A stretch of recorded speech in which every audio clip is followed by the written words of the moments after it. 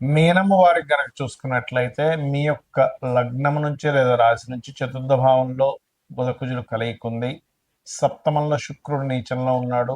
ఎప్పుడైతే కుజబుధులు కలయికుండి సప్తమంలో శుక్రుడు నీచంలో ఉన్నాడో ఇది ఇచ్చేటువంటి రిజల్ట్ ఏమిటి అని చెప్పి చూసుకున్నట్లయితే ప్రధానంగా ఇది కొంచెం మీరు విద్యా విషయంలో, చిన్నపిల్లలకి విద్యా విషయంలోని మరి పెద్దవాళ్ళకి ఏమిటి అనేటువంటి అంశాలు చెప్తుంది నేనైనప్పటికీ చెప్పిస్తుంది సాక్షాత్ లలిత అమ్మవారిగా భావిస్తూ ఆ లలితాంబిక అమ్మవారి యొక్క అనుగ్రహం మీకు పరిపూర్ణంగా కలగాలని మనస్ఫూర్తిగా కోరుకుంటూ ఇక్కడ గమనించినట్లయితే రెండు విషయాలండి. ఇక్కడ ఒకటి ఎడ్యుకేషన్ రిలేటెడ్ చదువుకునేటువంటి విద్యార్థులు వాళ్ళు తీసుకునే కోర్సెస్ విషయంలో, వాళ్ళు ఎంపిక చేసుకునే కాలేజ్ విషయంలో ఖచ్చితంగా జాగ్రత్త తీసుకోవాలి.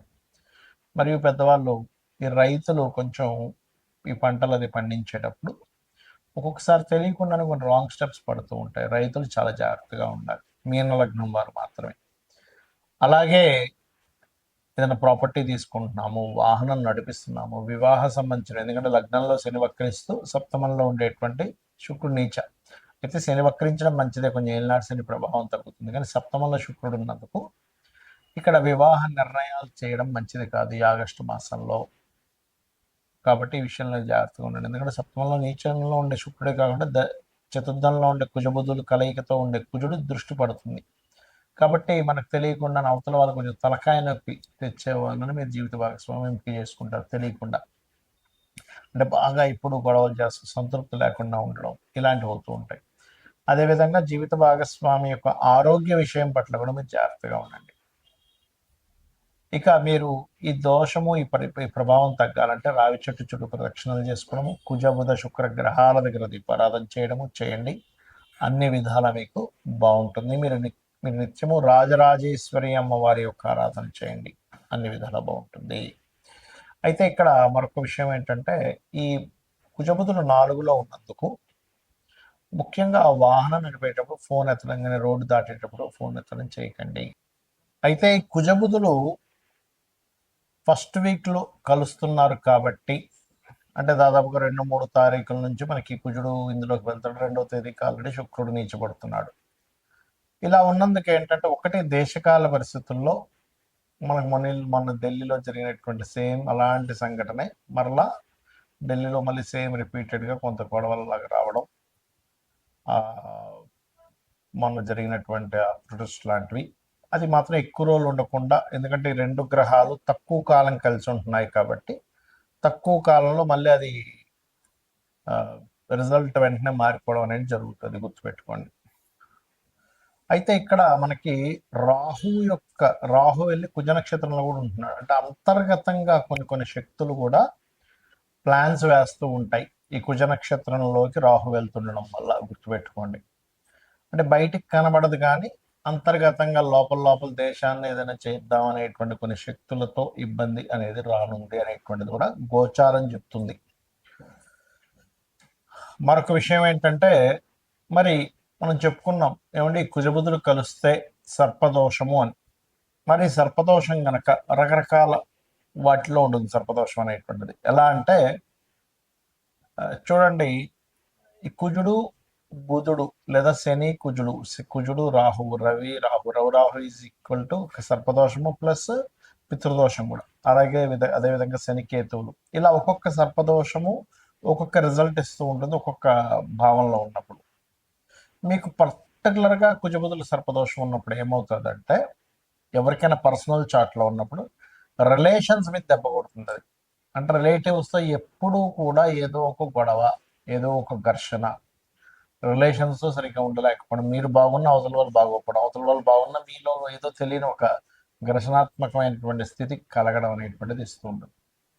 అయితే ఇది ఒక్కొక్క భావంలో ఉంటే ఒక్కొక్క రిజల్ట్ ఇస్తూ ఉంటుంది, గుర్తుపెట్టుకోండి. రాశిలో ఉన్నదనుకోండి, ఒకవేళ వీళ్ళకి చర్మ వ్యాధులు రావడము, లేకపోతే ఒళ్ళంతా ఒక రకమైన బాడీ పెయిన్స్ ఇలాంటివి ఇస్తూ ఉంటుంది సర్పదోషం, కుజబుధులు కాంబినేషన్.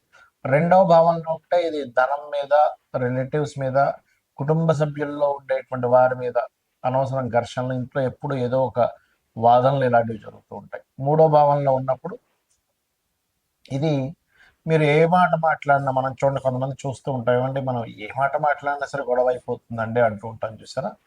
ఈ ఏ మాట మాట్లాడినా గొడవ అయ్యేటువంటి విషయాన్ని ఈ మూడో భావంలో కుజబుధుడు ఇస్తూ ఉంటుంది. నాలుగో భావంలో కుజుడు బుధుడు ఉన్నప్పుడు వీళ్ళకి వీళ్ళు చాలా జాగ్రత్తగా ఏ విషయంలో ఉండాలంటే రోడ్డు దాటేటప్పుడు చాలా జాగ్రత్తగా ఉండాలి. ఫోన్ మాట్లాడుతూ రోడ్డు దాటడం వల్ల కలిగేటువంటి ఇబ్బందులు నేను చూశాను. చాలా మందికి ఇలా ఫోన్ మాట్లాడుతూ రోడ్డు దాటేస్తారు, టక్కన ఏదో ఒకటి గుద్దేస్తారు. లేకపోతే ఫోన్ మాట్లాడుతూ వీళ్ళు వాహనం మీద వెళ్తూ ఉంటాడు, సడన్గా ఏదో ఒక ఇబ్బంది జరుగుతూ ఉంటుంది. కాబట్టి ఫోన్ మాట్లాడుతూ ఎట్టి పరిస్థితుల్లో వాహనం నడపడం ఇలాంటివి చేయకూడదు నాలుగో భావంలో కుజబుధులు కలిసి ఉన్నప్పుడు. అదేవిధంగా కొంత ఎడ్యుకేషన్ పరంగా కూడా కొంత డిస్టర్బెన్సెస్ జరుగుతూ ఉంటాయి. ఇక ఐదో భావంలో ఉన్నప్పుడు సంతానంతో తెలియని ఘర్షణ, సంతానంతో గొడవలు, సంతానంతో ఇవి జరుగుతూ ఉంటాయి. ఇక ఆరో భావంలో కనుక కుజబుధులు కలిసి ఉంటే నిత్య జీవితంలో ఎప్పుడూ ఏదో గొడవే, చిన్నప్పటి నుంచి కూడా ఏదో ఒక ఘర్షణ డైలీ లైఫ్లో, అంటే ఒక పోరాటంలో ఉంటూ ఉంటుంది లైఫ్ అనేది. కాకపోతే కుజుడు ఆరులో ఉన్నందుకు కొంచెం శత్రువుపై జయాన్ని కలిగిస్తారు, దట్ ఈస్ డిఫరెంట్. సప్తమంలో కుజబుధులు ఉన్నప్పుడు ఏమవుతుందంటే వచ్చే జీవిత భాగస్వామికి ఈ పోట్లాడే లక్షణాలు అవి ఎక్కువగా ఉంటాయి, ఆర్గ్యూ చేసే లక్షణాలు. అష్టమంలో ఉన్నప్పుడు సర్వసాధారణంగా అన్ఎక్స్పెక్టెడ్ థింగ్స్ వల్ల బిజినెస్లో లాసెస్ రావడం ఇలాంటివి ఎక్కువగా జరుగుతూ ఉంటాయి. భాగ్యంలో ఉన్నప్పుడు తండ్రి యొక్క తత్వం అలా ఉంటుంది, అంటే తండ్రి గారితో కొంచెం మనం ఏదైనా కమ్యూనికేట్ చేయాలన్నా మాట్లాడాలన్నా కొంచెం ఇబ్బందికరమైనటువంటి వాతావరణంలో ఉంటూ ఉంటుంది. దశమంలో కనుక కుజబుధులు కలిసి ఉంటే ఎవరికైనా కూడా అప్పుడు వాళ్ళకి ఆఫీస్లో ఉండేటువంటి వాతావరణం అంతా కూడా ఎప్పుడు జలస్ ఫీల్ అయ్యేవాళ్ళు, లేకపోతే ఎప్పుడు మనతో ఏదో గొడవ పెట్టుకొని మన కెరియర్ సంబంధించిన విషయంలో ఇబ్బంది పెట్టాలనుకునే లక్షణాలు ఎక్కువగా ఉంటాయి వాళ్ళకి. అదేవిధంగా లాభస్థానంలో ఉన్నప్పుడు లాభాన్ని సంపాదిస్తాడు, పోటీ పరీక్షల్లో రాణిస్తాడు. కానీ ఇక్కడ వ్యాపారంలో మాత్రం కాంపిటేటర్స్, శత్రువులు పెరుగుతూ ఉంటారు. 12వ భావంలో ఉన్నప్పుడు ఏమవుతుంది అంటే పర్టికులర్గా ఇన్వెస్ట్మెంట్స్ చేసేటువంటి అంశాలలో, వివాహ జీవితం మీద, విదేశాలకు వెళ్ళేటువంటి అంశాల మీద, విదేశాలకు వెళ్ళి అక్కడ ఇబ్బంది పడడం జరుగుతూ ఉంటుంది. మరి ఈ సర్పదోషం ఇలా ఏర్పడినందుకు ఏం చేయాలి అంటే చాలా సింపుల్గా ఏం లేదు.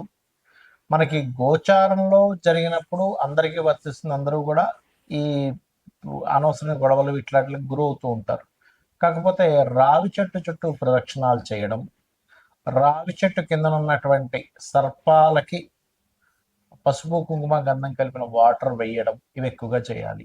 ఇవి గనక చేసినట్లయితే ఖచ్చితంగా అనవసరమైన గొడవలు, చర్మ వ్యాధులు, లేకపోతే ఫ్రెండ్స్తో వచ్చేటువంటి మోసాలు, ఫ్రెండ్స్ వల్ల కలిగేటువంటి ఫలితాలు ఇట్లాంటివన్నీ కూడా చాలా అంటే చాలా మటుకు తగ్గుతాయి. అయితే ఇక్కడ ఈ కుజబుధులు కలిసి ఉన్నప్పుడు ఉండే ఒక ప్లస్ ఏంటంటే వీళ్ళకి మంచి వాగ్దాటు ఉంటుంది, మంచి వాయిస్ ఉంటుంది, చాలా బాగా సమర్థవంతంగా ఆర్గ్యూ చేయగలుగుతారు, ఎక్కడ కూడా వెనక్కి తగ్గరు. వీళ్ళు లాయర్లు అయినట్లయితే చాలా బాగుంటుంది. లాయర్లు కొన్నిసార్లు చూడండి, కొన్ని అంటే మధ్యవర్తిగా వెళ్ళి కొన్ని మాట్లాడి సెట్ చేస్తుంటారు. అటువంటి విషయాల్లోని చాలా చాలా చాలా బాగుంటుంది.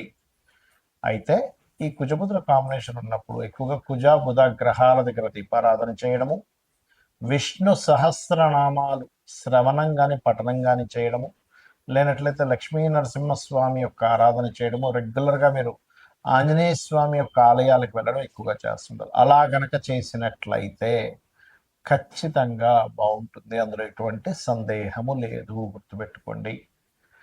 ఇక మీరు ఈ కుజబుధులు కాకుండా మిగతా గ్రహాలు ఏవైతే మనం సర్పదోషాలు చెప్పుకున్నామో, అంటే శనికేతు, శని రాహు, రవి రాహు అంటే సర్పదోష ప్లస్ పితృదోష, కుజ రాహు, లేనట్లయితే కుజకేతు స్వల్పత సర్పదోషమే, అదేవిధంగా మనకి శని కుజ అండ్ ఇట్లా ఈ కాంబినేషన్స్ ఏవైతే ఉన్నాయో, చంద్రరాహు కూడా, ఇది ఒక్కొక్క కాంబినేషన్స్ని బట్టి, అది ఉండే భావాన్ని బట్టి, మీ జన్మజాతకంలో ఉండే పోర్ట్ఫోలియోస్ని బట్టి ఆ యొక్క గ్రహాలు ఇచ్చే రిజల్ట్స్ ఆ విధంగా ఉంటూ ఉంటాయి, గుర్తుపెట్టుకోండి. అయితే ఇక్కడ ఏంటి, ఏదో దోషమైనా మీకు అసలు ఆ మహాదశ వస్తుందా లేదా, ఇది చాలా ఇంపార్టెంట్.